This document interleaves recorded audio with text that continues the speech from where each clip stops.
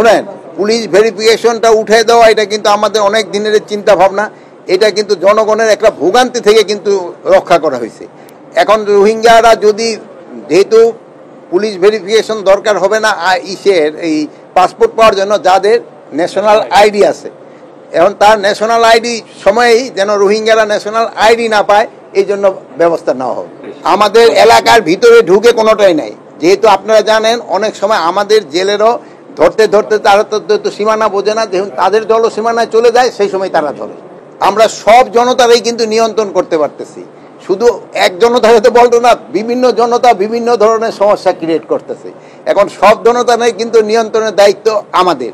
এখন কোন জনতা কিসের জন্য ক্রিয়েট করে ওইগুলো কিন্তু আপনারা একটু দেখতে হবে। এই জন্য সবাইরই কিন্তু একটু সজাগ হইতে হবে। দেশের যেটা ভালো হয় দেশের জন্য ওইটাই শুধু করতে হবে। আমাকে দেশকেও ভালোবাসতে হবে, আমাকে দেশের জন্য যেটা উপকারী ওইটাই আমাদের করতে হবে। আমাদের নিজস্ব ব্যক্তিগত লাভের থেকে আমাদের দেশের লাভটা বেশি দেখতে হবে। কিন্তু আপনারা এটার ক্ষেত্রে আরেকটা বেশি সম্মতি লাগবেন যে